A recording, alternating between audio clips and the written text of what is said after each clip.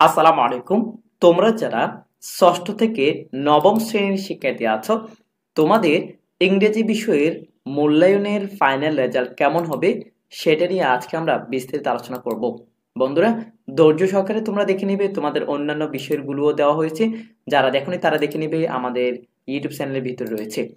বন্ধুরা, প্রথমত দেখো, তোমাদের নৈপুণ্য অ্যাপসে তোমাদের যে রেজাল্ট কার্ডটা তৈরি হবে, রেজাল্টে এভাবে থাকবে: প্রতিষ্ঠানের নাম থাকবে, শিক্ষার্থীর নাম, তোমার নাম, শ্রেণী থাকবে ষষ্ঠ, সপ্তম, অষ্টম, নবম, দশম, তুমি যেই ক্লাসের হয়ে থাকো এখানে এটা লেখা থাকবে। শিক্ষার্থীর আইডি নং, শিক্ষাবর্ষ লেখা থাকবে। এরপরে তোমাদের ইংরেজি বিষয়ের জন্য এই যে 4টি ক্ষেত্র থাকবে, যারা ষষ্ঠ শ্রেণীতে রয়েছে, সপ্তম, অষ্টম, নবম, দশম, 5টি ক্লাসের জন্য নতুন কারিকুলামে তোমাদের ইংরেজি বিষয়ের প্রত্যেক ক্লাসের ইংরেজি বিষয়ের জন্য এই যে 4টি ক্ষেত্র রয়েছে সেইগুলো থাকবে: কমিউনিকেশন, এরপরে লিঙ্গুইস্টিক নর্মস, এরপর ডেমোক্রেটিক প্র্যাকটিস, এরপর ক্রিয়েটিভ এক্সপ্রেশন। এই যে 5টি ক্ষেত্র, এই 4টি ক্ষেত্র প্রত্যেক ক্লাসের জন্য থাকবে।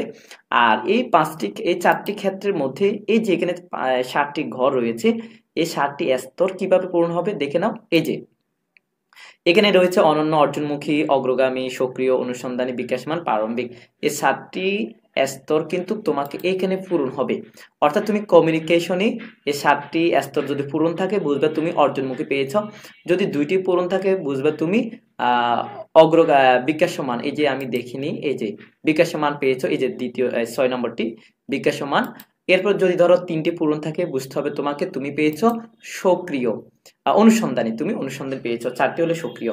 আচ্ছা বন্ধুরা, এখন এই যে এটা কিভাবে আসবে দেখতে পাচ্ছ, এখানে বলা হয়েছে পারদর্শিতার সনদে 7 স্তর বিশিষ্ট মূল্যায়ন স্কেলে শিক্ষার্থীর অর্জন প্রকাশ করা হবে এইভাবে।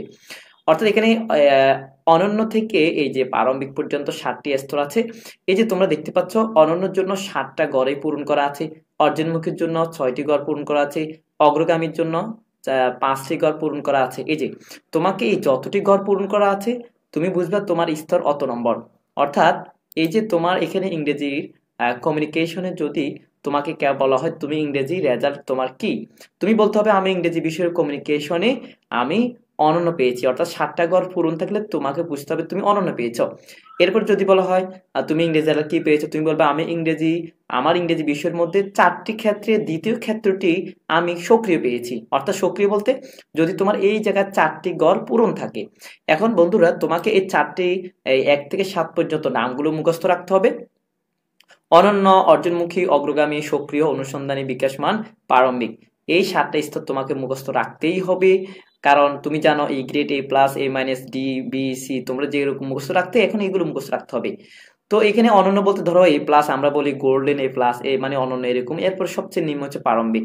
তো এখানে যে স্তরটি তুমি পাবে, মানে যতটি গড় পূরণ থাকবে তুমি বুঝবে তুমি অত স্তর পেয়েছো। অর্থাৎ তোমাকে যদি আবারও ধরো বলা হয় তুমি ইংরেজি বিষয় কি পেয়েছো, তোমাকে বলতে হবে যে আমি ইংরেজি বিষয়ের 4টি ক্ষেত্রের মধ্যে তৃতীয় নম্বর, নাম হচ্ছে ডেমোক্রেটিক প্র্যাকটিস। এই ডেমোক্রেটিক প্র্যাকটিসের ক্ষেত্রটিতে আমি ধরো পেয়েছি কি অগ্রগামী।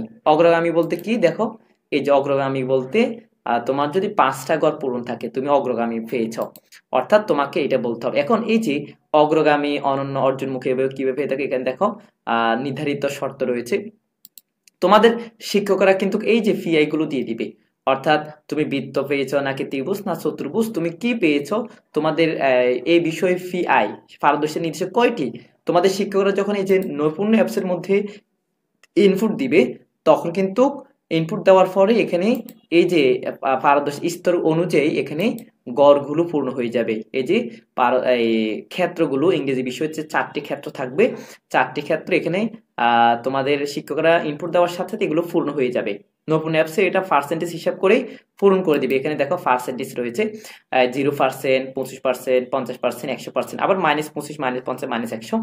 তো বন্ধুরা, এই যে তোমাকে মুখস্থ রাখতে হবে ইংরেজি বিষয়ের, তুমি ষষ্ঠ শ্রেণী, সপ্তম শ্রেণী, অষ্টম, নবম, দশম শ্রেণী যে ক্লাসে পড়ো সেই ক্লাসের প্রত্যেক ক্লাসের জন্য ইংরেজি বিষয়ের 4টি ক্ষেত্র তোমাকে মুখস্থ রাখতে হবে।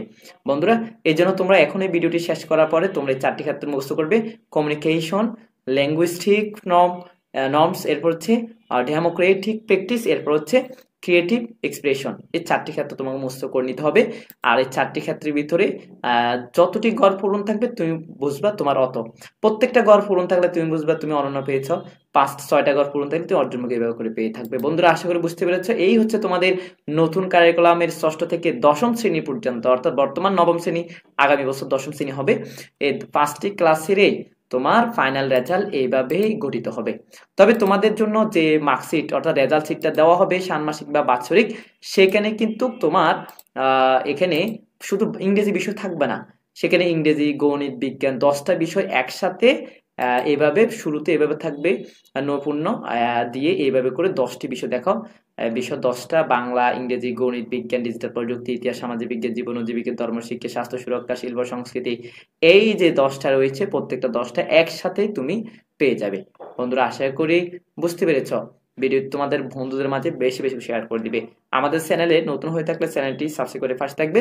আর তোমাদের জন্য অন্যান্য বিষয়ের যে ভিডিওগুলো দেওয়া হয়েছে প্রত্যেকটি ভিডিও তোমরা দেখে নিতে পারো, যেহেতু নতুন কারিকুলামে তোমরা এখনো অনেকে রেজাল্ট নিয়ে কনফিউজ রয়েছ, কিভাবে রেজাল্ট তৈরি হচ্ছে, কি হবে না হবে, এই হচ্ছে তোমাদের রেজাল্ট। ভালো থাকবে, সুস্থ থাকবে, ধন্যবাদ, আল্লাহ হাফেজ।